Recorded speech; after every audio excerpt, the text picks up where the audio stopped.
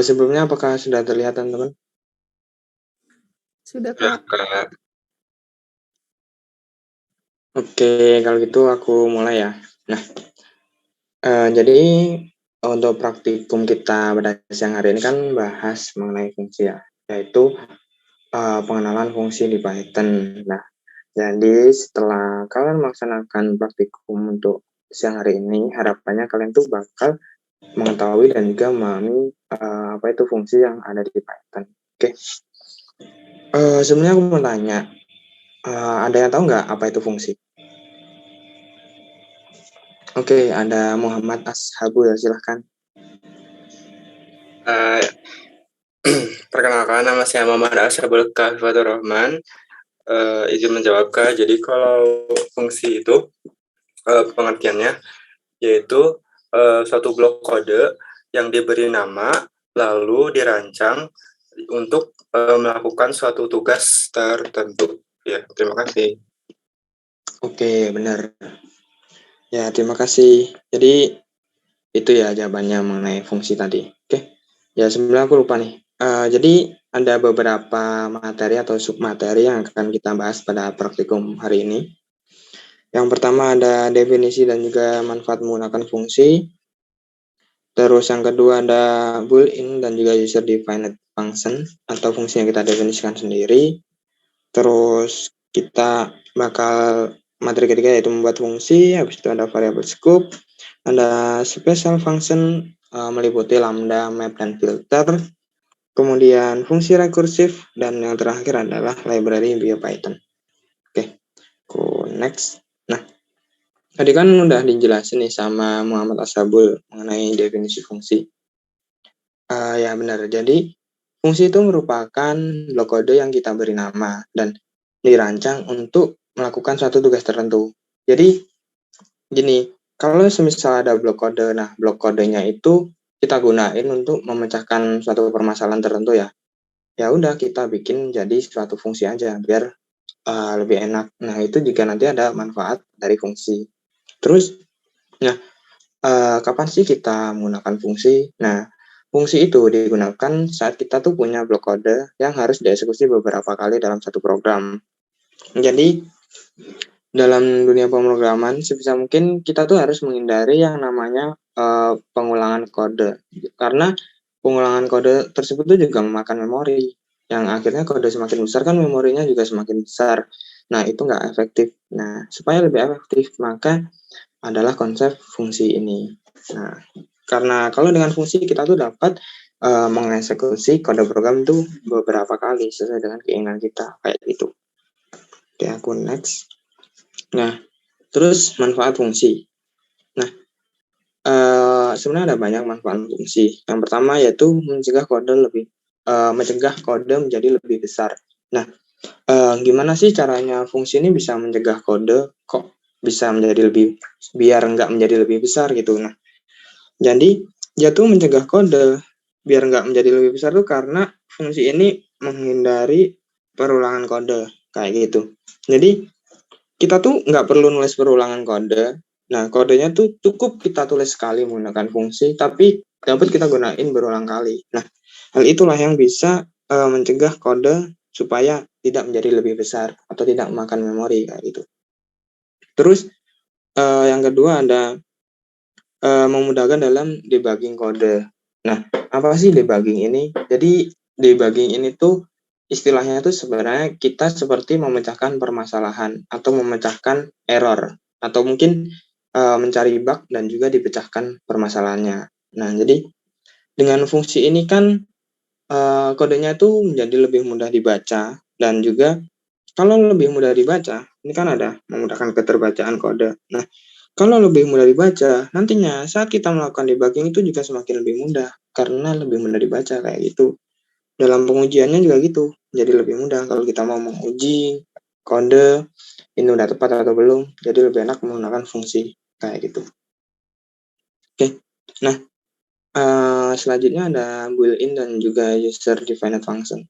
Oke, aku mau tanya, ada yang tahu nggak built-in function itu apa? Silahkan raise hand.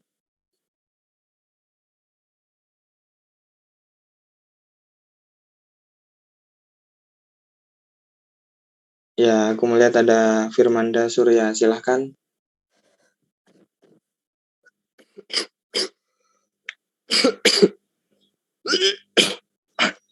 Maaf sebelumnya Kak. Perkenal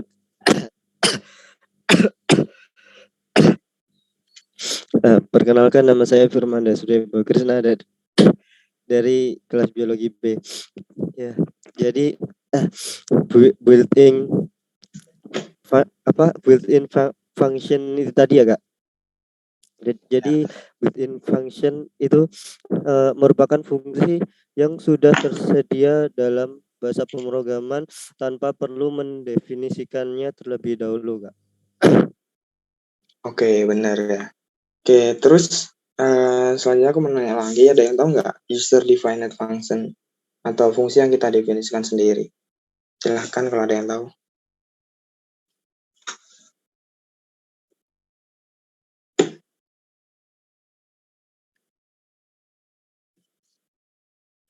Bisa resen ya teman-teman kalau ingin berpendapat. Oke, ya udah nih aku jelasin aja langsung. Jadi tadi udah sempat disinggung juga sama Surya tentang built-in function. Nah, ya benar, kata kuncinya di sini adalah sudah tersedia.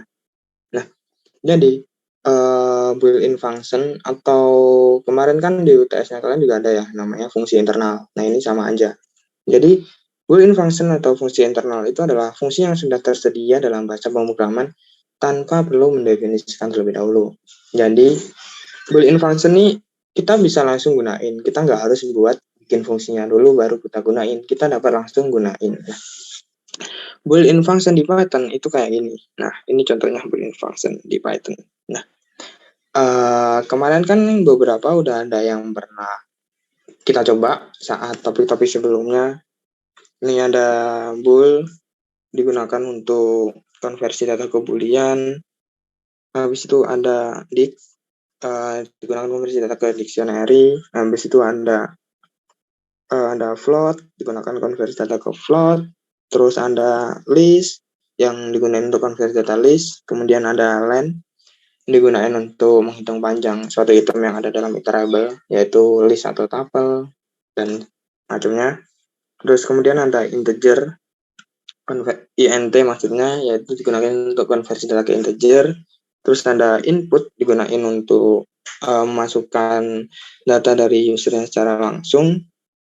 Kemudian ada apa ya? Nah, ini ada tuple digunakan untuk konversi data ke tuple. Terus ada set konversi data ke tipe data ke set. Terus ada str untuk konversi data ke string. Nah, di sini kita nggak perlu ngafalin semuanya saat kita belajar, karena Python sendiri itu sudah menyediakan dokumentasinya. Jadi kalau semisal kalian tuh pengen tahu nih fungsi hash nih fungsinya buat apa, ya udah kalian buka dokumentasi terus habis itu baca. Nanti ada keterangannya fungsi hash ini buat apa. Misal fungsi min, nah ini kalian cari semuanya kayak gitu. Oke, lanjut mengenai user defined function. Nah, jadi apa sih yang dimaksud user defined function? Ini juga bisa kalian sebut fungsi eksternal ya. Nah, ini tuh merupakan fungsi yang kita definisikan sendiri. Nah, dibuatnya itu menggunakan keyword atau biasanya ada yang nyebutnya juga statement. Nah, sama seperti fungsi definisinya, fungsi ini juga digunakan untuk melakukan tugas tertentu. Jadi, kata kuncinya adalah didefinisikan sendiri.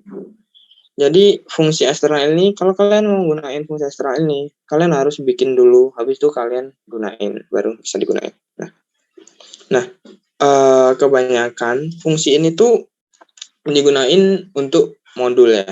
Nah, apa sih yang digunain? Apa sih yang dimaksud dengan modul? Nah, modul di Python tuh merupakan pustaka kode yang dapat digunakan kembali dan memiliki ekstensi .py. Nah, .py ini tuh adalah sebuah file Python ya. Kalian kan di sini kan belajarnya pakai Jupyter Notebook. Kalau Jupyter Notebook kan format filenya kalau nggak salah .pynb kan. Nah, ini kalau untuk Jupyter Notebook. Jadi sebenarnya kalau kalian menggunakan Python menggunakan IDE atau menggunakan code editor seperti VS Code. Nah, atau ya pokoknya code editor lain, itu filenya itu akan berekstensi .py ini. Nah, ini tuh yang dinamain modul. Jadi modul tuh gini. Nah, ini adalah contohnya file Python yang berekstensi .py. Nah, di sini kan ada keterangannya yang dapat digunakan kembali. Nah, jadi ketika kalian nulis sebuah program nih, misalnya programnya tuh di sini ya. Nah, ini kode sumber program Anda tuh di sini. Kalian tuh pengen gunain modul yang ada di ini. Ya udah, karena ini file berekstensi py dan modul ini tuh bisa kita gunain di sini kayak gitu. Nah, untuk gunainnya gimana? Nah, nanti kita bahas lebih lanjut kayak gitu. Nah, modul tuh isinya sebenarnya sekelompok metode dan juga statement. Jadi di dalam modul tuh isinya cuma metode, statement, fungsi kayak gitu bisa kita gunain. Nah, terus aku lanjut. Nah, ini adalah contoh user defined function ya. Nah, tadi kan untuk untuk memasukkan modul, ini modul misalnya. Modul. Nah, di sini adalah kode sumber utama ya. Sumber utama. Nah, kode sumber utama nih saat kalian menuliskan kode Python. Nah, di sini misalnya kalian kan di sini nulisnya. Misalnya di ini file ibaratnya ini file Jupyter notebooknya kalian deh. Ini .ipynb. Ini file Jupyter notebooknya kalian ibaratnya kayak gitu. Nah, ini ada contohnya. Kalian pengen gunain modul math. Nah, modul math ini tuh salah satu standar library yang ada di Python. Jadi kalian nggak perlu instalisasi terlebih dahulu, kalian bisa langsung gunain. Nah, kita tuh pengen nerapin fungsi-fungsi yang ada modul math itu ke kode kita di sini, misalnya. Nah, untuk itu kita perlu menggunakan statement import supaya modulnya itu dapat kita gunain di kode ini, kayak gini. Nah, di sini ada contohnya import math. Kita pengen gunain modul math. Nah, terus gimana cara kita gunain fungsinya? Karena kita kan import math. Nah, fungsinya ada di modul math. Nah, terus di sini ada keterangan juga untuk menggunakan fungsinya. Jadi yang pertama tuh nama modul, habis itu nama fungsi yang kan kalian gunain itu apa. Nah, nama modulnya kan math. Habis itu nama fungsi yang akan kalian gunain apa. Habis itu di sini ada yang namanya argumen. Nah, nanti akan dibahas lebih lanjut. Nah, di sini kan kita coba fungsi akar kuadrat ya.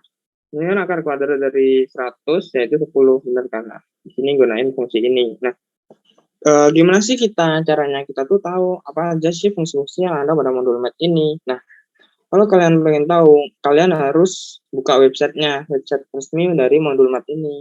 Nah, nanti kalian bakal di sana tuh ada daftarnya fungsi-fungsinya, juga keterangannya itu apa, kayak gitu. Jadi sebenarnya kalau kalian belajar pemrograman itu emang nggak jauh banget dengan nggak bisa dipisahkan dengan Google. Tetap butuh searching kayak gitu. Nah, kemampuan searching itu juga penting kalau kalian belajar. Oke, aku lanjut. Nah, terus membuat fungsi.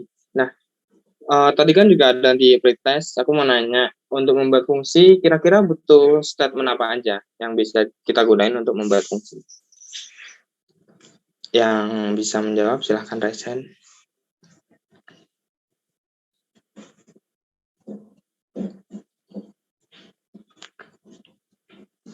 Oke, nggak ada yang menjawab nih.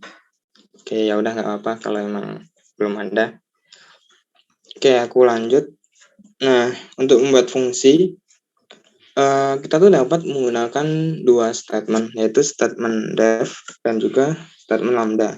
Nah, aku di sini nyebutnya statement aja ya. Jadi antara statement dan keyword itu sama aja, kayak gitu. Nah, jadi dalam pembuatannya fungsi itu bisa dibuat dengan mengambil sejumlah parameter input dan juga mengembalikan sejumlah hasil output. Nah, untuk parameternya sendiri, kita dapat definisikan dengan 0 atau lebih parameter. Jadi, mau kita kasih 0 parameter, 1 parameter, 2 parameter, dan seterusnya itu nggak apa-apa. Terus, untuk memanggilnya itu juga bebas dengan 0 atau lebih argumen. Tapi argumen ini biasanya tuh disamain ke jumlah parameternya kayak gitu. Oke, aku lanjut. Nah, di sini mengenai def statement ini contoh. Di sini ada struktur fungsi kayak gini. Ini adalah struktur dari suatu fungsi. Nah, jadi pertama untuk membuat fungsi kita perlu statement def terlebih dahulu. Kita harus ketikkan def terlebih dahulu. Nah, habis itu nama fungsinya itu apa? Kalian mau ngasih nama fungsinya apa? Kayak gitu. Nah, setelah nama fungsi itu harus ada tanda kurung buka kurung tutup. Habis itu titik 2, ini wajib. Nah, di dalam tanda kurung buka kurung tutup itu ada yang namanya parameter. Nah, parameter ini tuh nggak wajib. Jadi kalian bisa gunain sesuai dengan kasus yang akan kalian pecahin ketika menggunakan fungsi. Nah, habis itu ada titik 2, terus habis itu ada indentasi. Nah, ini indentasi ya. Nah, setelah titik 2 itu wajib untuk indentasi. Nah, indentasi ini Nah, indentasi ini gunanya buat apa sih? Jadi, nah indentasi ini gunanya tuh untuk nunjukin kalau ini tuh badan fungsi. Dan ini tuh header ya, namanya header fungsi. Header. Nah, terus yang ada indentasi ini itu namanya badan fungsi kayak gitu. Oke. Nah, habis itu kan ada docstring ya. Nah, docstring ini tuh kemarin kan juga udah belajar mengenai docstring, komentar kayak gitu. Docstring itu keterangan atau ya hampir sama kayak komentar kayak gitu. Docstring ini sifatnya opsional. Dia nggak wajib ada. Jadi kalian mau kasih docstring, kalian nggak mau kasih docstring itu terserah. Oke. Terus di sini tuh ada instruksi yang akan dieksekusi. Nah, pokoknya ini tuh fungsi-fungsi ya, blok kode tuh ada di sini, blok dari kode kayak gitu. Oke. Terus nah ini contoh sederhana membuat fungsi. Yang pertama kan tetap butuh statement def, habis itu nama fungsi.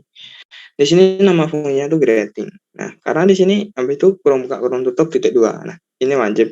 Di sini kan nggak ada parameter ya. Nggak ada parameter. Nah, habis itu di sini ada docstring. Ini nggak wajib juga, dapat kalian hilangin. Terus di sini ada kodenya. Kodenya ini tuh print selamat pagi. Jadi ketika kalian gunain fungsi ini, kalian tinggal panggil namanya, panggil nama fungsinya greeting, terus yang akan tampil di komputer tuh selamat pagi gitu. Karena dari fungsi greeting ini isinya tuh perintah untuk menampilkan string selamat pagi ini ke layar kayak gitu. Oke, kalau ada yang ditanyain silahkan langsung aja raise hand ya. Nanti misal tiba-tiba di tengah kalian interupsi, Kak izin interupsi ya, aku mau tanya, kayak gitu juga nggak apa-apa. Oke, aku lanjut argumen dan parameter. Nah, apa sih yang dinamakan parameter? Nah, parameter itu tuh adalah variabel yang tercantum dalam tanda kurung setelah definisi nama fungsi. Jadi setelah nama fungsi itu kan ada tanda kurung. Nah, di sini tuh habis itu titik 2 kan. Di sini tuh parameter. Nah, terus argumen itu adalah nilai yang dikirim ke fungsi ketika dipanggil. Jadi kalau kalian mau manggil fungsi, ya ini tuh hampir sama ya. Tapi berbeda gitu, kayak nama. Kita fungsinya tuh namanya nama kayak gini. Nah, di sini tuh argumen. Karena ketika kalian memanggil fungsi dalam tanda kurung ini namanya argumen. Tapi ketika kalian membuat fungsi di dalam tanda kurung ini namanya parameter. Kayak gitu. Oke, aku next.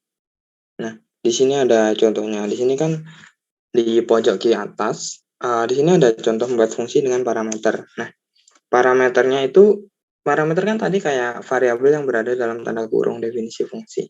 Nah, di sini tuh ada ya parameter namanya user atau variabel user kayak gitu. Nah, ini fungsinya sama kayak yang tadi, cuma dimodifikasi dikit, ditambahin parameter. Nah, parameternya itu kita letakin di sini. Nah, nanti ketika kita memanggil fungsi greeting, kita juga harus memasukkan argumen. Nah, ini argumen, di sini tuh argumen. Di sini argumen, terus di sini tuh parameter kayak gitu.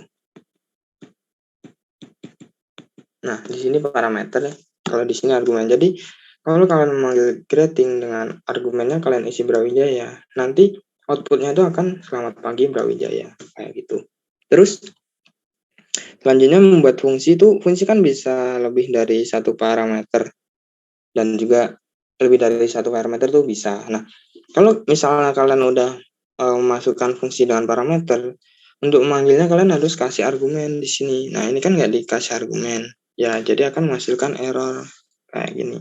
Nah, ini ada keterangannya, kekurangan satu positional argumen. Jadi harus kalian kasih argumen karena kalian mendefinisikan fungsi dengan parameter kayak gitu. Oke, aku lanjut. Nah, ini contoh fungsi yang memiliki banyak parameter. Ini parameter pertama, parameter kedua, kayak gitu. Nah, di sini tuh argumen. Nah, saat memanggil fungsi kayak gitu. Oke, aku next. Nah, di dalam fungsi itu ada yang namanya return statement. Nah, return statement ini fungsinya buat apa? Jadi dia tuh fungsinya untuk mengembalikan suatu nilai kayak gitu. Nah, nih. Jadi tadi kan kita udah mendefinisikan fungsi kayak gini, nama lengkap ini. Nah, nama lengkap ini kan outputnya karena di sini kan kita menggunakan print ya. Nah, yang kita gunain itu print. Oke. Nah, terus kita panggil fungsinya lagi, nama lengkap, kita isi dengan nama. Nah, ketika kita tuh pengen masukin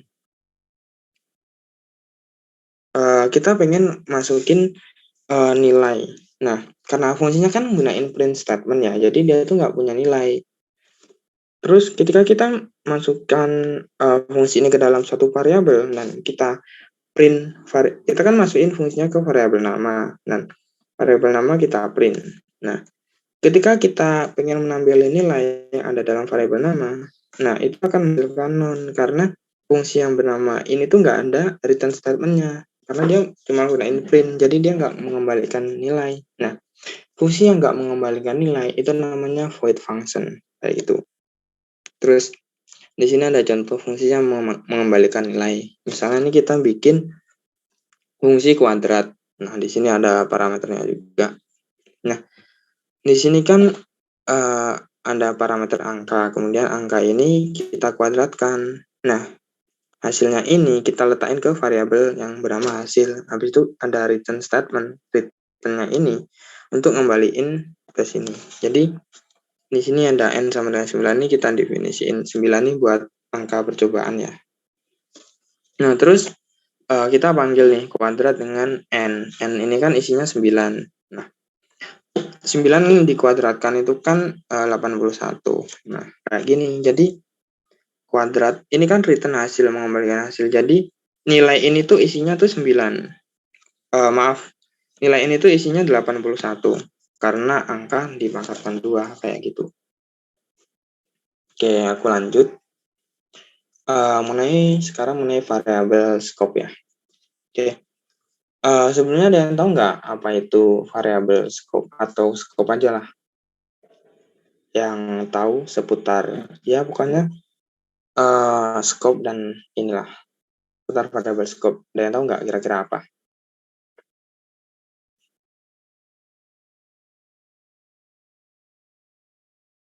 Oke, belum ada yang jawab. Oke, ada Intan Aulia, silahkan.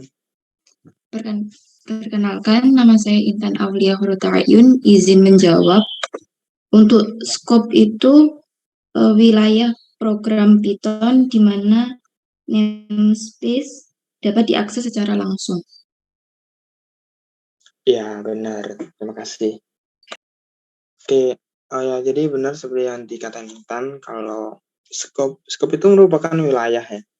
Jadi di dalam kode program itu ada wilayahnya masing-masing. Nah, scope ini merupakan wilayah program Python di mana namespace itu dapat diakses secara langsung. Namespace itu maksudnya variabelnya itu dapat diakses secara langsung kayak gitu. Nah, kata kuncinya di sini diakses secara langsung. Nah, terus variabel scope. Jadi kalau scope kan cakupan wilayahnya. Nah, variabel scope berarti kan variabel yang memiliki cakupan wilayahnya masing-masing. Dan Scope dari variabel ini terbagi menjadi dua, ada variabel global dan juga variabel lokal. Nah, variabel global itu adalah variabel yang nilainya tuh dapat diakses dan dimodifikasi di seluruh kode program. Jadi, kalau kalian mendefinisikan variabel global, itu tuh nilainya dapat diakses di seluruh tempat kode program kalian, kayak gitu. Sedangkan selanjutnya ada variabel lokal. Variabel lokal ini adalah variabel yang kita definisikan di dalam suatu fungsi. Nah, kalau kita definisikan di dalam satu fungsi, artinya ruang lingkupnya itu akan menjadi lokal, kayak gitu.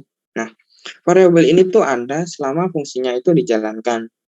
Dan variabel ini itu tidak dapat diakses oleh kode apapun di luar definisi fungsi, kayak gitu. Jadi gini, sederhananya tuh kayak gini ya. Nah, di sini kita membuat fungsi ya. Ada fungsi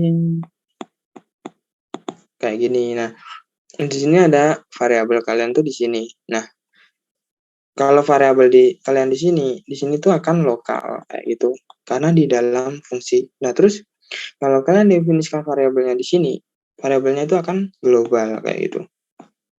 Nah, variabelnya jadi global. Oke. Aku next. Nah, di sini ada contohnya biar bisa paham secara langsung. Di sini kan ada variabel X nilainya 100. Nah, karena variabel ini di luar fungsi, jadi variabel ini tuh global kayak gitu. Nah, terus kita bikin fungsi yang namanya tuh fungsi penambahan. Nah, dalam fungsi penambahan ini, kita tuh bikin variabel Y yang isinya 50. Nah, variabel ini tuh lokal. Kenapa variabel ini lokal? Karena variabel ini ada di dalam fungsi penambahan.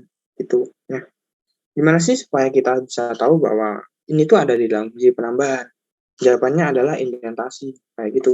Nah, kalau di sini tuh ada indentasi, berarti dua kode ini tuh miliknya fungsi penambahan, kayak gitu. Oke.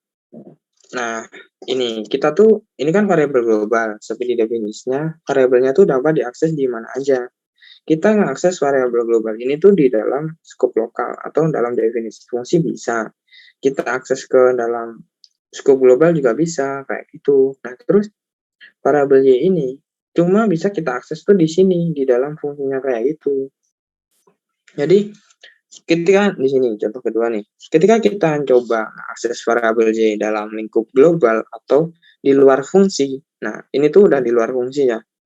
Jadi Python tuh akan ngembalin error. Nah, kenapa kok error? Karena Python tidak nemu variabel yang namanya Y itu tidak didefinisikan. Nah, karena kita panggilnya di ruang lingkup global, variabel Y ini tuh nggak tahu di mana gitu. Tapi kalau kita panggilnya di ruang lingkup lokal, nah Python bakal tahu kalau ini tuh variabel Y gitu. Tapi semisal di atas kode ini kalian tuh udah punya variabel Y, isinya misalnya string ya. Nah, dia nggak bakal ngembalin error, tapi dia akan yang dia baca tuh variabel yang ini, sama-sama variabel Y-nya, kayak gitu. Oke, aku next ya. Nah, ada special function. Nah, ada yang tahu nggak special function itu apa aja?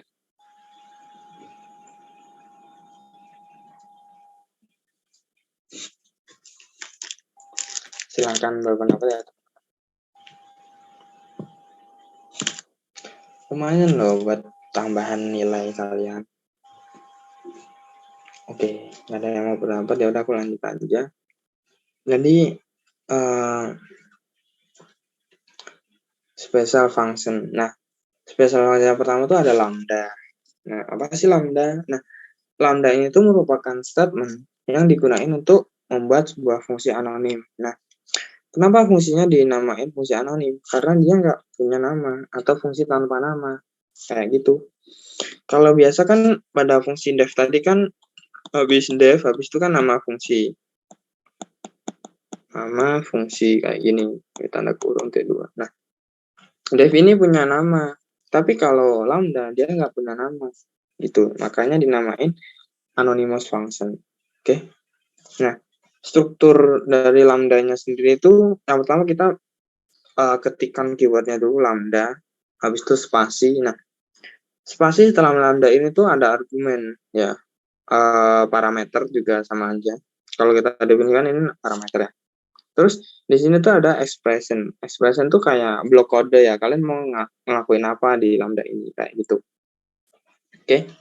Langsung aja ke contohnya. Ini ada contohnya penambahan lambda. Nah, ini sebenarnya kita bikin fungsi lagi namanya penambahan. Nah, yaitu ya udah langsung aja lambda x dan y ini kan parameter. Habis itu T2 fungsi ini tuh ngelakuin x ditambah y, ini yang ekspresinya tadi, expression. Nah, ini expression. Nah, habis itu untuk manggil fungsinya ini kita tuh panggil nama variabelnya. Nah, penambahan di sini tuh nama variabel ya, bukan nama fungsinya. Fungsinya tuh nggak punya nama, tapi karena fungsinya kita taruh pada variabel yang namanya penambahan, untuk manggilnya ya kita panggil nama variabelnya kayak gitu. Nah, kita panggil, kita kasih angka 5, 10. Nah, karena di sini kan ada operasi penambahan, ya akhirnya ditambah 15 hasilnya. Terus membuat fungsi anonim dengan parameter. Nah, ini sebenarnya juga udah parameter, ini sama aja ya. Nah, di sini untuk manggilnya juga harus kalian kasih argumen kayak itu. Oke, aku langsung lanjut. Fungsi map. Nah, fungsi map ini apa sih? Nah, fungsi map ini itu tuh dia tuh adalah fungsi yang digunakan untuk menerapkan fungsi yang diberikan ke setiap item dari sebuah iterable. Nah, iterable ini tuh berupa list, tuple, dan lain-lain. Dan akhirnya fungsi map ini akan mengembalikan sebuah hasil yang berupa iterable. Jadi gini, kalian gunain fungsi map. Di sini tuh ada fungsi. Kalian harus masukin sebuah fungsi di sini. Nah, fungsinya tuh terserah mau kalian masukin fungsi apa. Dan di sini tuh iterable. Iterable ini bisa datanya. Dan ini bisa berupa list atau tuple. Kayak gitu. Aku langsung masuk ke contohnya aja. Di sini ada implementasi penggunaan map dan lambda ya. Nah, di sini kita bikin variabel yang bernama data. Isinya tuh ada nilai, ada list. Setiap itemnya tuh berisi integer. Di sini ada 2, 3, 4, 5, 6, 7. Kayak gitu. Nah, kita nih pengen menerapkan. Kayak kita pengen mempangkatkan 2 setiap item yang ada pada data ini. Nah, kita bikin lambdanya dulu. Kita map kan tadi kan isinya kan 2 ya, function dan juga iterable. Nah, jadi di sini kita buat map. Nah, map ini habis itu tanda kurung jangan lupa ya. Nah, tanda kurung ini tuh fungsi. Ini fungsi dan di sini iterable. Nah, fungsinya ini adalah pangkat 2. Di sini kan kemarin kan, nah di sini pangkat 2. Nah, kenapa di sini kok ada list lagi gitu? Nah, map, kalau kalian cuma cukup menggunakan map ini, dia tuh hasilnya tuh sebenarnya cuma objek map. Maaf. Hasil kalau kalian menggunakan fungsi map ini, itu hasilnya adalah objek map. Nah, kalau kalian pengen tahu nilai yang ada di dalam objek map itu, kalian harus ubah mapnya itu ke tipe data list atau tuple, itu juga bisa. Pokoknya ubah ke bentuk iterable. Nah, ini contohnya kita print data. Di sini juga hasil dari operasi ini kan kita taruh variabel eksponensial. Nah, di sini. Nah, di sini kan kelihatan 2 menjadi 4, 3 menjadi 9, 5 menjadi 4 menjadi 16, 5 menjadi 25, 6 menjadi 36, dan seterusnya. Karena kita perform, kita kasih pangkat 2 kayak gitu. Oke, aku lanjut. Aku next. Di sini ada filter. Selain map ada filter. Nah, filter ini adalah digunain untuk memfilter ya, seperti namanya yaitu menyaring. Nah, dia tuh ibaratnya menyaring sebuah data dengan kondisi yang telah ditentukan. Sama kayak lambda tadi, filter itu juga harus isinya tuh ada fungsi dan juga iterable. Iterable tuh datanya. Nah, di sini kita coba pada variabel data ini kan berisi integer ya, mulai dari angka 1 sampai 10. Nah, kita packing dalam bentuk data list. Kemudian di sini kita menerapkan lambda x. Nah, di sini apa? Di sini kan ada modulus. Nah, terus di sini apa? Di sini ada operasi perbandingan. Kalian bisa buka dulu di modul yang pertama mengenai dasar Python. Di situ ada operasi perbandingan. Nah, fungsi di filter ini tuh harus menghasilkan boolean. Jadi hasilnya tuh harus true atau false kayak gitu. Kalian nggak bisa nerapin fungsi pangkat 2 ada di filter, itu nggak akan mengembalikan error. Nah, di sini kan X, apa sih maksudnya X modulus 2, terus sama dengan 0. Nah, jadi setiap angka yang dibagi 2 dan tidak memiliki sisa, itu adalah bilangan genap. Misalnya ini. 2 dibagi 2 kan dia kan nggak punya sisa, sisanya 0. 4 dibagi 2 kan nggak punya sisa, sisanya 0. 6 dibagi 2 nggak punya sisa, sisanya 0. Nah, setiap data yang dibagi 2 dan tidak memiliki sisa kan bilangan genap. Jadi kita tulisin di sini ekspresinya kayak gitu. Nah, semisal 1 bagi 2, nggak 0,5. Nah, misal nih 3 dibagi 2, itu kan hasilnya 1, sisa 1. Nah, itu bilangan ganjil. Kayak gitu. Nah, di sini contohnya, ini tuh pokoknya menerapin fungsi untuk mengecek bilangan itu genap atau ganjil. Nah, kemudian kita kasih data. Sama seperti map tadi, fungsi filter itu sebenarnya juga mengembalikan objeknya aja. Nah, kalau kalian pengen tahu isi dari objeknya, kalian harus casting dulu, atau kalian ubah datanya tuh menjadi list atau tuple, itu juga bisa. Kayak gitu. Nah, di sini kan karena yang kita seleksi kan bilangan genap doang kan. Nah, di sini kayak ini data awalnya tuh kayak gini. Terus ketika kita gunain fungsi filter untuk nyeleksi bilangan genap, yang tertinggal tuh cuma bilangan genapnya aja. Ada 2, 4, 6, 8, 10. Kayak gitu. Oke, aku lanjut. Nah, fungsi rekursif. Oke, sebelum masuk ke fungsi rekursif, ada yang mau tanyain dulu nggak? Kalau ada yang mau bertanya, silahkan teman-teman. Kalau mau minum juga nggak apa-apa kok. Bisa minum dulu ya teman-teman.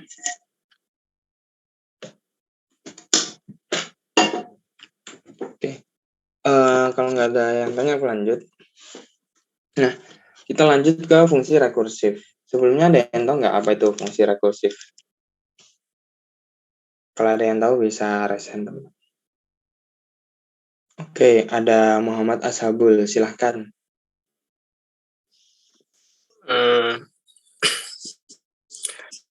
Perkenalkan, nama saya Muhammad Ashabul Rahman, izin menjawab. Jadi kalau fungsi rekursif itu adalah suatu fungsi yang memanggil dirinya sendiri. Seperti itu, Kak. Terima kasih.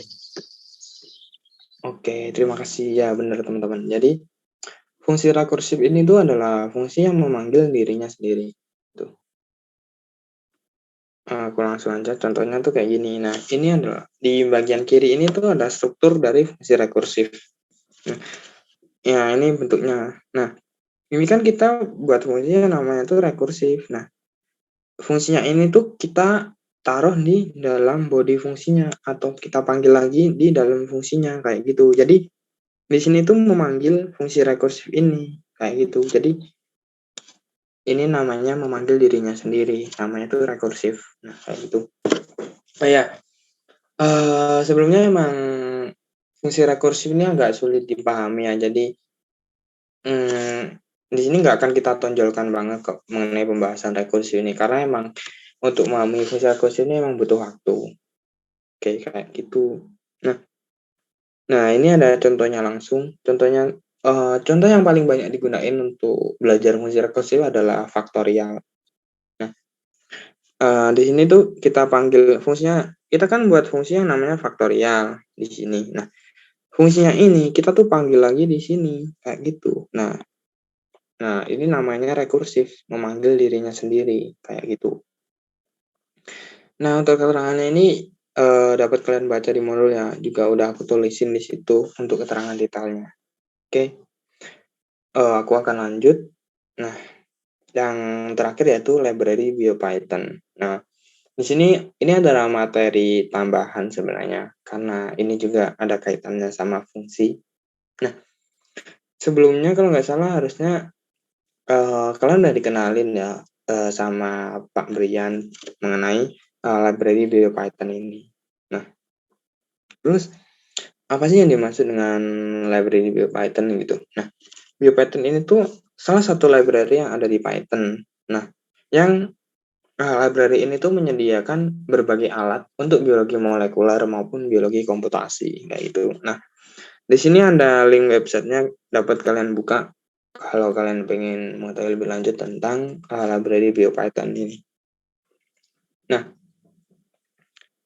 karena library BioPython ini nggak termasuk Python standard library ya, jadi untuk menggunakannya kalian tuh harus install terlebih dahulu. Untuk installnya kalian ketikkan pip install BioPython kayak gitu. Jangan lupa tanda seru di sini. Oke.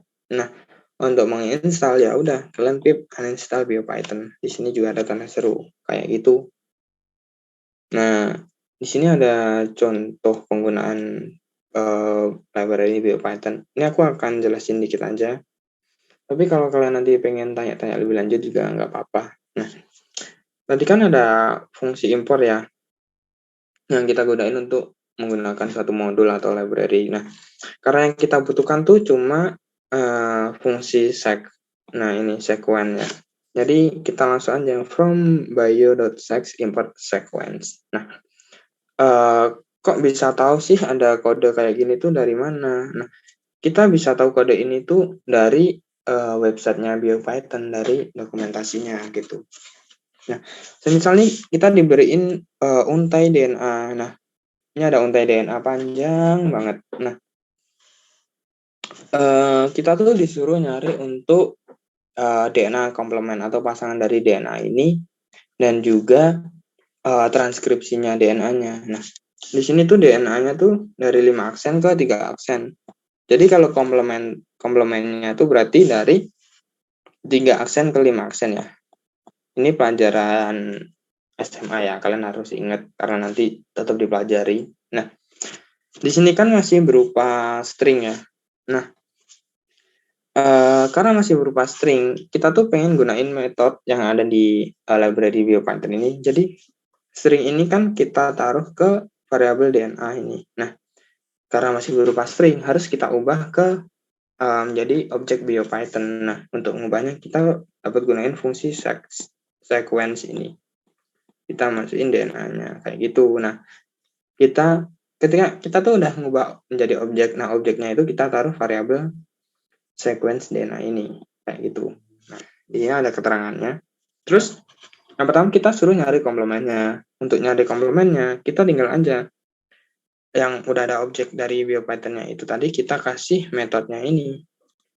Itu .complement. Nah, itu nanti akan menghasilkan hasil dari komplemennya. Terus kita pengen nyari transkripsinya. Kita pengen nyari RNA-nya, yaitu dengan gunain metode .transcript kayak gitu. Kita taruh variabel RNA. Nah, di sini kita tampilin hasil komplement dan juga hasil RNA-nya. Hasilnya tuh kayak gini. Kayak gini. Nah, ini tuh adalah sebagian kecil fungsi dari BioPython. Untuk fungsinya sendiri sebenarnya masih banyak.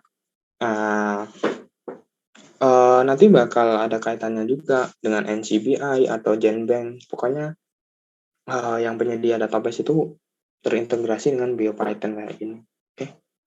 Nah, ya karena udah selesai mengenai penjelasan, kita akan masuk ke praktek. Tapi sebelumnya, apakah ada pertanyaan teman-teman?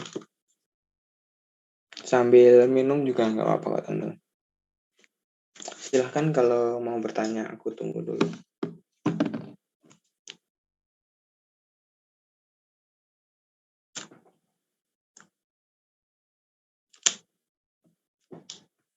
Oke, nggak ada pertanyaan nih. Oke, kalau nggak ada pertanyaan, kita lanjut ya ke praktek. Aku stop share dulu karena akan berganti ke laptop. Ya, ini aku matiin dulu.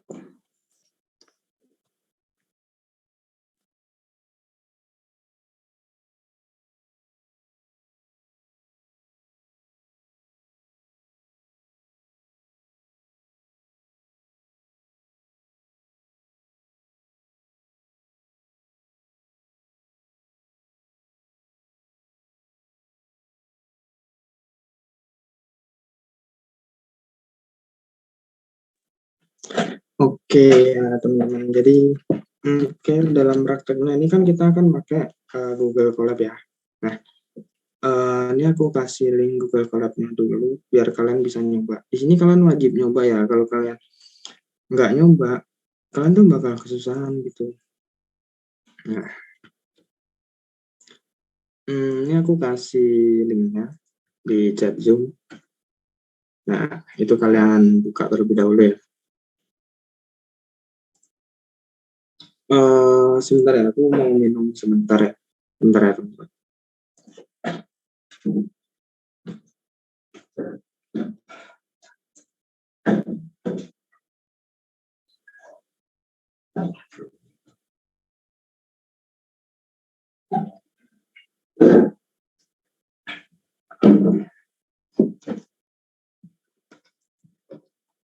Oke, kita lanjut.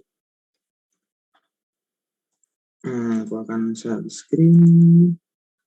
Nah, nanti link yang kalian buka itu tampilannya kan kayak gini ya. Nah, kalian itu kan masih view only. Nah, gimana cara gunainnya? Kalian ketik file, di sini ada file. Ini kalian tiruin ya. Nah, di sini, oh ya, karena di sini tuh nggak bisa ya, karena ini aku buka file yang utama. Jadi, pokoknya nanti kalian ketik file. Nah, di sini, di sekitar sini itu ada copy notebook. Nah, di sekitar sini ya, nanti ada tulisan copy notebooknya. Nah, kalian copy kayak gitu. Kalian copy notebooknya, habis itu baru kalian gunain. Oke. Nah, oke, aku tungguin ya teman-teman biar kalian juga nyoba. Karena kalau cuma nonton aja nanti bakal bingung. Kayak gitu.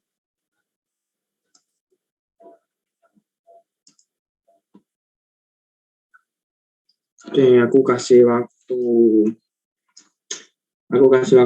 2 menit sampai 3 menit ya teman-teman. Bisa dibuka dulu notebooknya. Kalau misal bingung gimana cara ngopi filenya, langsung aja tanya ke apa.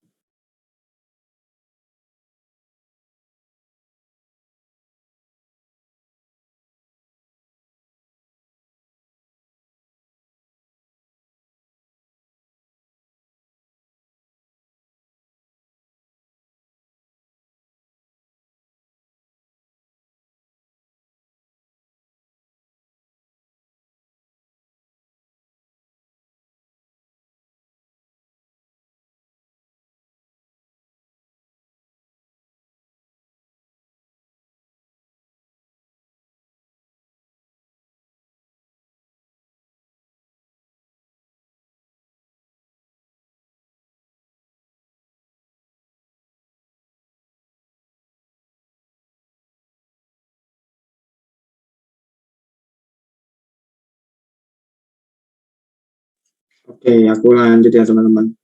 Di sini aku asumsiin kalian udah buka ini juga. Tapi kalau kalian emang nggak mau buka, ya itu pilihan kalian gitu. Tapi aku saranin untuk buka supaya biar lebih mudah dipahami gitu. Oke. Di sini kalau semisal gambarnya kurang gede, kalian ngomong ya nanti aku gede gitu. Oke. Nah, kalau kita mau gunain kan yang pertama kita harus konekin dulu ya. Di sini kan masih reconnect ya, udah kalian klik dulu. Nah, itu akan menghubungkan komputernya Google karena ini kan berbasis cloud ya. Jadi komputernya tuh ada di servernya kayak gitu. Nah, ini kalian tunggu dulu masih connecting.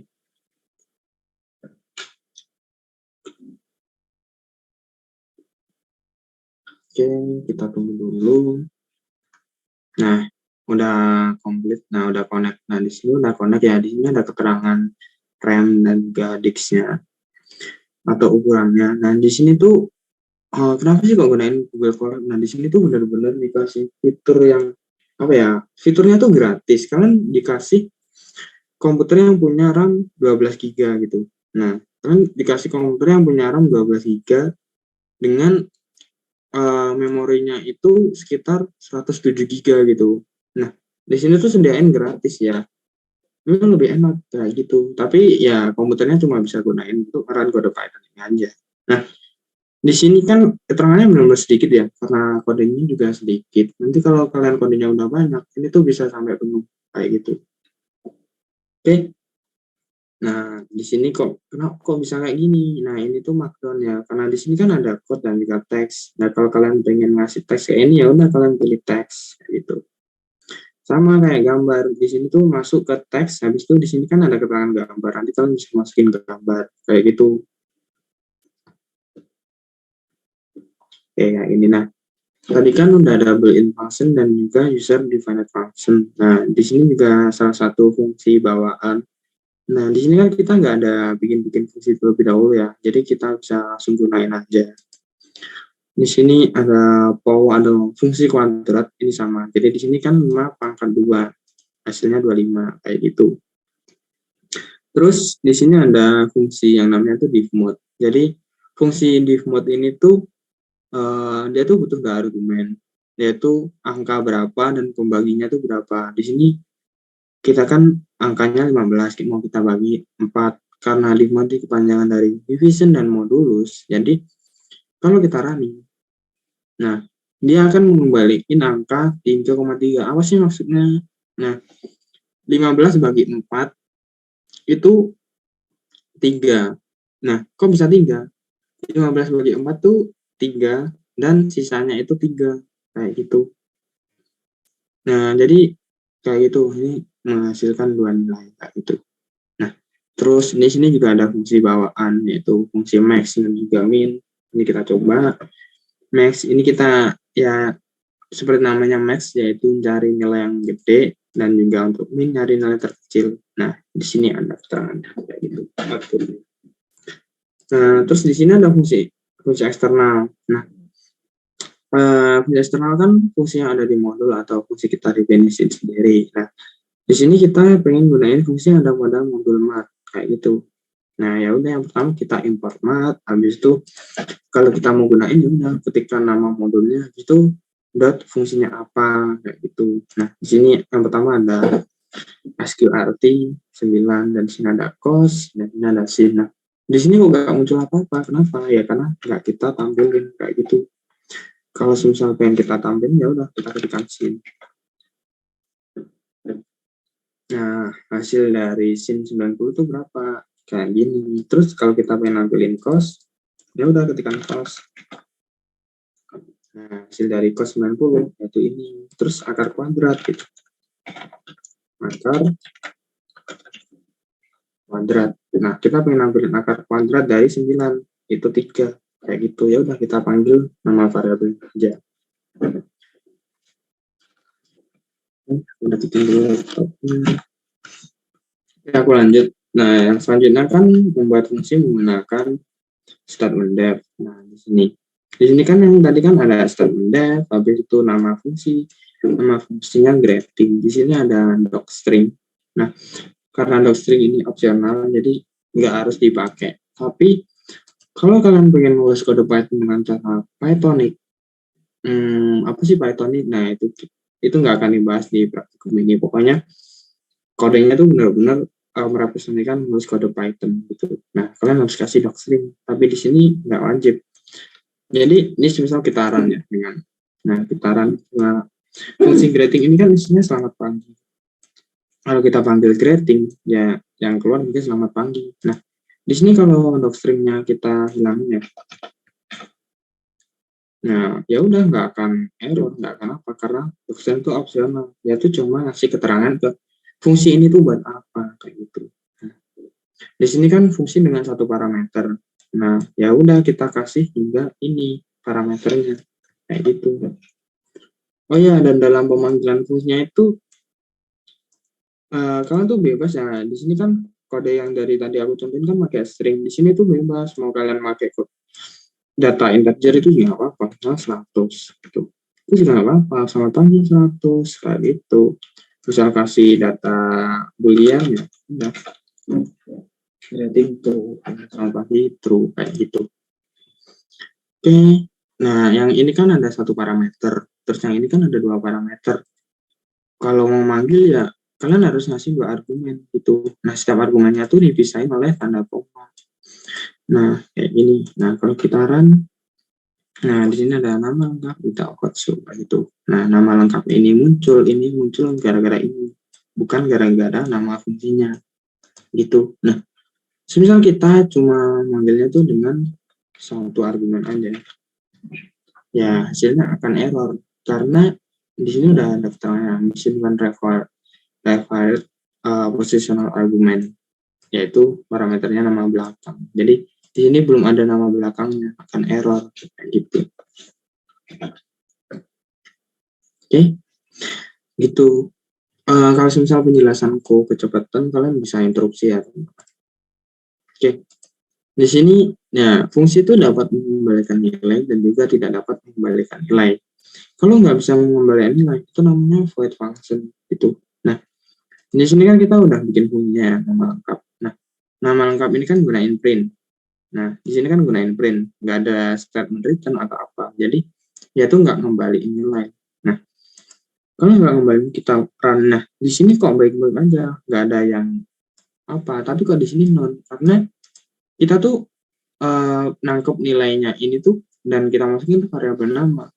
Karena fungsinya ini nggak punya nilai. Kalau kita masukin variabel nama ya dia nggak ada apa-apa, akhirnya menggunakan non kayak gitu kalau kita tampilin.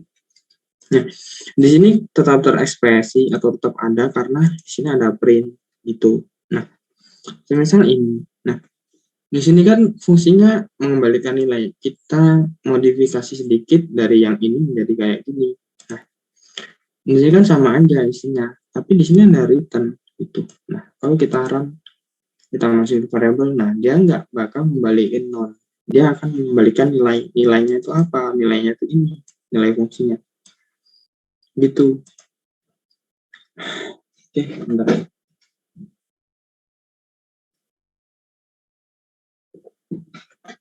Oke, kita lanjut tentang variabel scope. Tadi kan udah dijelaskan kalau scope itu jangkauan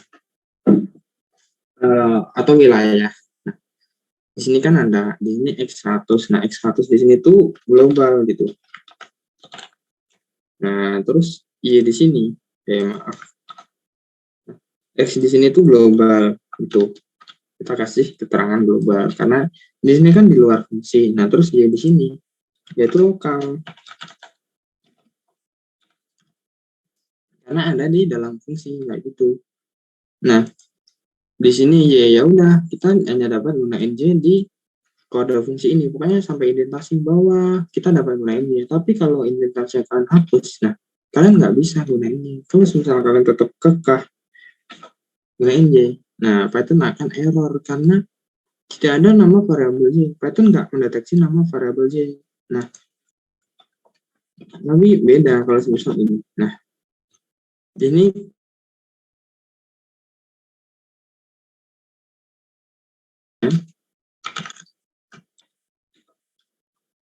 nah, Y-nya ini 50 ada gitu. Jadi kan seperti definisinya ada selama kita memanggil fungsinya kayak gitu.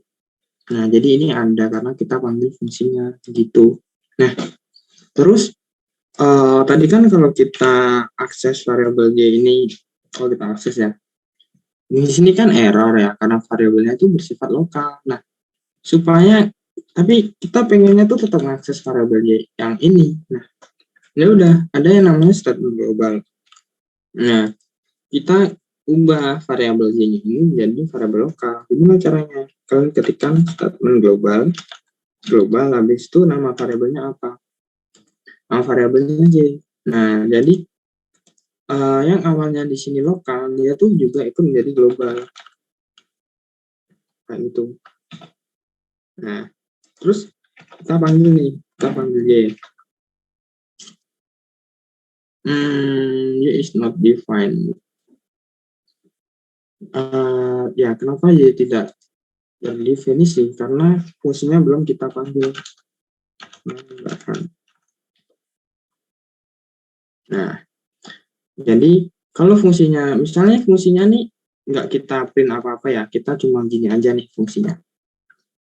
Nah, ya udah, kalau fungsinya udah kita definisiin, kita bisa manggil variabel Y. Jadi ini kan udah kita definisi panggil ya. Jadi pokoknya di bawah ini kita bisa gunain variabel Y kayak gitu. Tapi kalau di atas ini kita nggak bakal bisa gunain variabel Y. Nah, ini kenapa kok tetap bisa? Karena udah terlanjur kita run kayak gitu. Oke. Nah, pokoknya statement global ini digunakan untuk mengubah variabel lokal menjadi global kayak gitu. Terus ada special function lambda, map, dan filter. Nah, tadi kan udah ada contohnya. Nah, kita bikin lambda, ada parameter X dan juga Y. Nah, kemudian ada ekspresinya tuh X ditambah Y, gitu. Nah, fungsi lambda ini nggak punya nama, jadi fungsinya tuh kita taruh variabel penambahan. Nah, untuk memanggil lambda ini ya kita panggil nama variabelnya, bukan nama fungsinya, karena fungsinya nggak punya nama. Fungsinya kan ada 2 parameter, manggilnya juga harus ada 2 argumen. Nah, kita running, hasilnya 15 kayak gitu. Nah, di sini ada anonim dengan 2 parameter. Nah, ini juga ada parameternya. Jadi sama aja, kita nyalain aja. Nah, terus di sini ada implementasi penggunaan map dan lambda. Nah, map kan akan menerapkan fungsi ke setiap item yang ada di sini. Fungsinya di sini kan fungsi pangkat 2 ya. Nah, sebenarnya map ini kalian juga nggak harus gunain lambda tuh juga bisa gitu. Tapi lebih umum fungsi map dan filter ini tuh digunain dan berbarengan dengan lambda kayak gitu. Nah, di sini kan kita gunain fungsi eksponensial atau pangkat 2, kemudian kita masukin datanya juga. Nah, di sini kita print. Nah, terus kok di sini tetap ada list, kenapa sih? Coba deh kalau kita listnya tuh kita hapus, apa sih hasilnya kayak gitu. Nah, kita panggil eksponensialnya aja nih misalnya.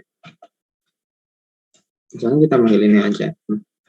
Apa sih hasilnya? Nah, hasilnya tuh akan menghasilkan objek map. Nah, hasilnya jadi kita bacanya tuh objek map berada pada memori nomor ya bla bla bla bla ini. Jadi objek map ini terletak pada memori komputer nomor ini kayak gitu.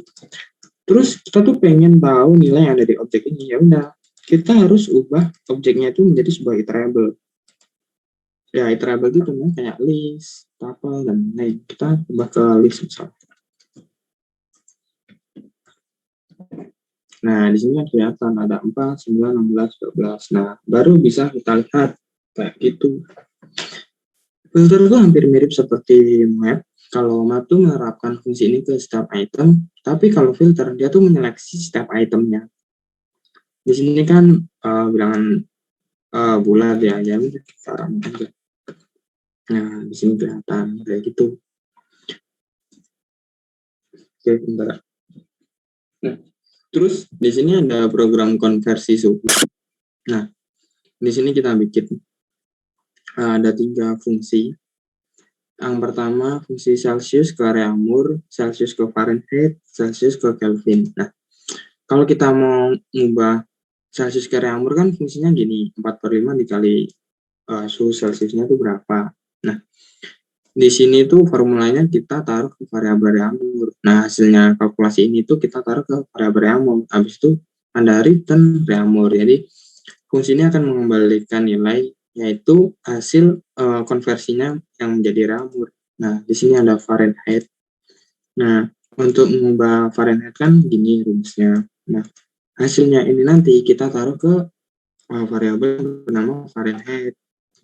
Nah, habis itu kita ada return Fahrenheit. Jadi, kalau kalian manggil fungsi ini, dia akan mengembalikan nilai Fahrenheit tadi. Nah, di sini Celsius to Kelvin, dan di sini juga sama aja. Keterangan rumusnya kan ini rumusnya nggak tahu dari mana ya, ini pelajaran SMP ya, atau kalau kalian mau cari di Google juga ada rumusnya, rumus mengubah Fahrenheit. Nah, rumusnya kita konversi ke kode Python kayak gini. Nah, ini misalnya kita belum running ya, tapi kita tuh panggil fungsinya dulu di sini. Ini misalnya ya, kita panggil fungsinya ini. Nah, ini kan nama fungsi. Nah, nama fungsinya nih kita panggil dulu di sini misal. Ini misalnya, misal kita tuh pengen ngubah 100 derajat Celcius ke area ambur. Kita running. Nah, di sini kenapa kok mengembalikan error? Nah, ada yang tahu nggak kira-kira kenapa kok error? Bisa resen ya teman-teman kalau tahu kenapa kok ini error gitu.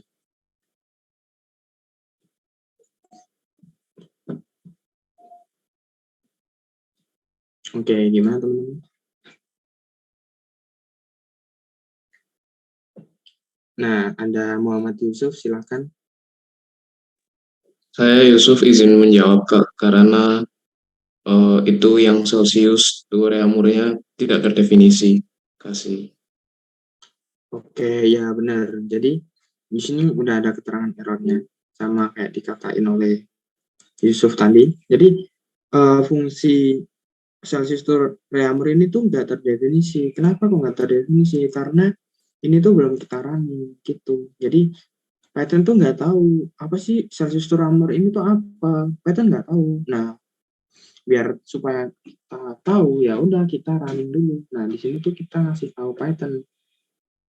Hey Python, ini ada fungsi Celsius reamur. Jadi nanti kalau ada yang manggil fungsi ini ya kalian tampilin hasil fungsinya kayak gitu. Ibaratnya tuh kayak gitu. Nah, terus kita coba run lagi nih di sini. Nah, di sini akan menghasilkan 80 kayak gitu. Nah, di sini nggak error karena kita udah ngasih tahu Python kalau ada fungsi Celsius reamur kayak gitu. Nah, di sini juga sama. Di sini tuh memanggil fungsinya. Ini aku hapus aja ya biar kalian nggak bingung nanti. Karena ini ada dibahas di laporan nanti. Kita langsung running aja. Nah, di sini kan Celsius 40 derajat menjadi reamur tuh yaitu menjadi 32 kayak gitu. Di sini ada Fahrenheit.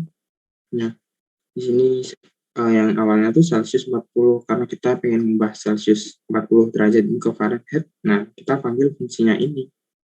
Hasilnya ini 104 derajat. Habis itu ke Kelvin.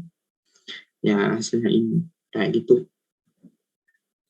Oke, terus di sini ada library BioPython. Nah, library BioPython ini kan bukan Python style library. Untuk gunain kalian harus install dulu. Nah, installnya tuh sintaksnya kayak gini.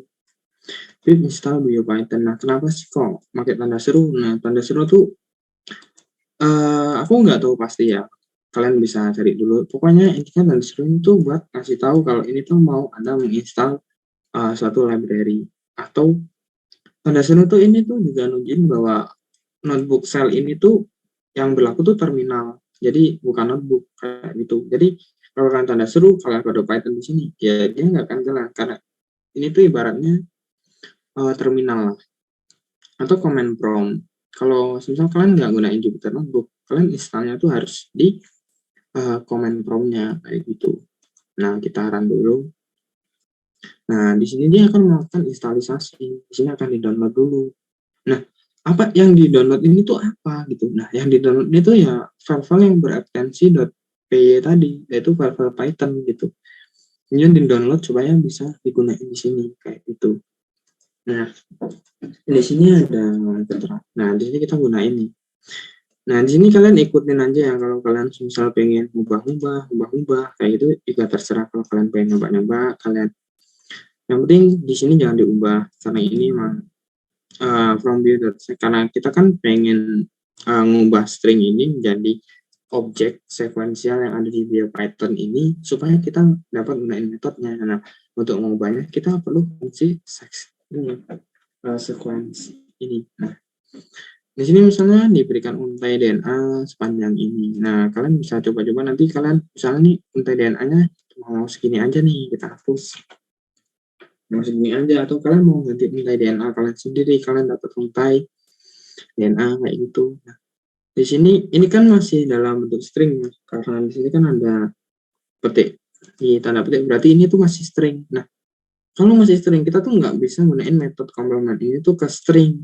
Nah, supaya kita bisa gunain metode complement ini atau metode transcript ini, ya kita harus ubah dulu string ini menjadi objek sequence dari BioPython. Di sini ada keterangannya kan. Di sini ada typo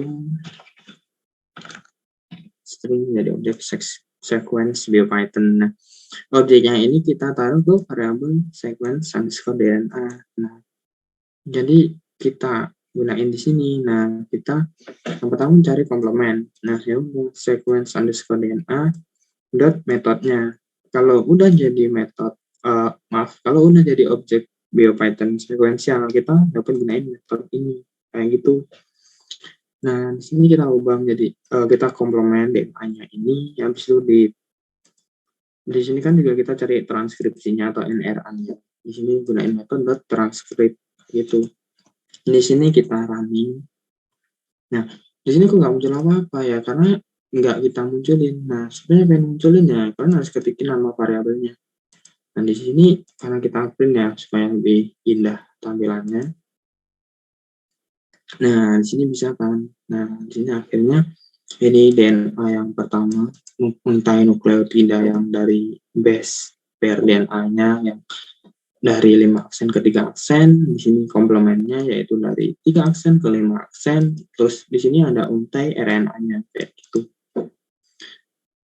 Oke, ya dalam prakteknya ya mungkin cukup ini aja teman-teman. Sebelumnya cukup itu aja yang bisa aku praktekin. Di sini udah jam 16.30-an ya. Oke, aku buka sesi tanya jawab. Kalau ada yang mau bertanya silahkan ya teman-teman. Misal kalian tadi nyoba, Kak, di punya aku kok error, ya udah kalian tanyain aja, nggak apa-apa. Oke, ada yang mau bertanya? Mana ya? Aku sambil kasih sedikit ya. Emang kita nggak bisa maksain diri kita untuk langsung paham materi ini dalam sekali pertemuan. Itu adalah hal yang mustahil. Ya bukan mustahil juga. Itu bisa bisa aja gitu, tapi sulit. Nah, kalian tetap harus baca-baca sendiri, nyoba-nyoba sendiri. Kalau kalian nggak akan nyoba, kalian nggak akan bisa kayak gitu teman-teman. Oke, ada yang mau bertanya nggak?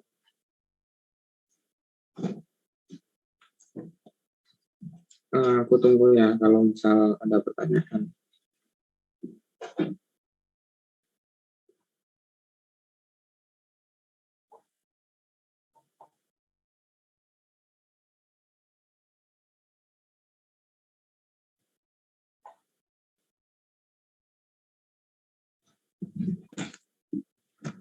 Oke ya, sambil diresapi ya teman. Aku tunggu kalau ada pertanyaan.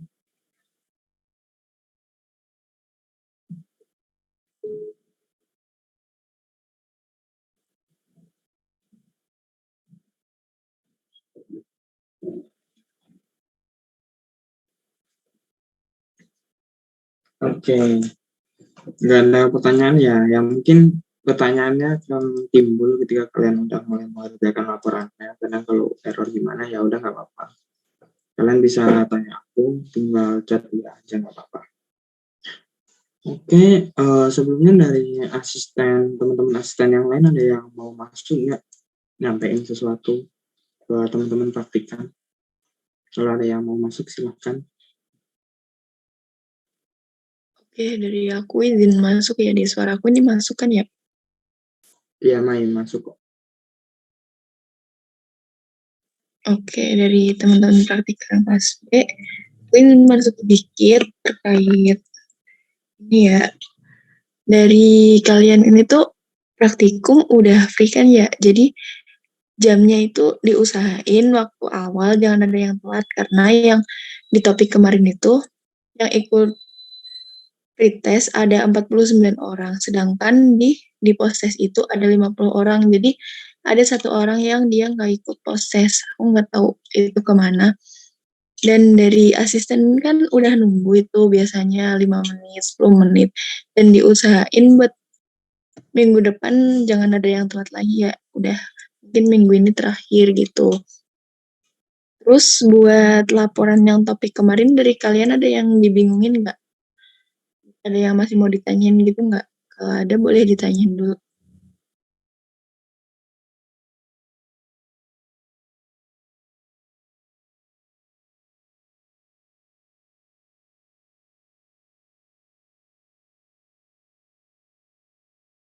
Kalau nggak ada, mungkin itu sih dari aku. Jangan lupa yang di bab 4 itu yang kayak kode yang udah kalian bikin itu, contoh yang kalian bikin itu jangan lupa dijelasin juga ya. Kalau yang di bab 2, kalian bisa cari contoh yang dari literatur. Mungkin dari aku itu aja, aku balikin lagi ke Dede. Oke, ya teman-teman benar. Praktikum udah ada jamnya, jadi jangan sampai telat. Tadi yang ngerjain protes juga cuma 47 orang malah. Ya, nanti beberapa ada yang akan masih kendala juga. Oke. Sebelum dari asisten yang lain ada yang mau masuk lagi nggak?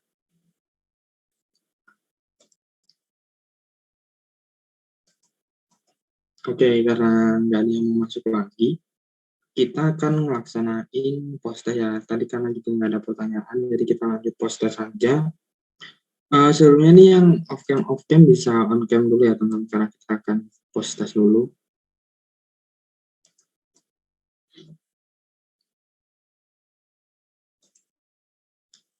Bisa on cam dulu ya teman-teman.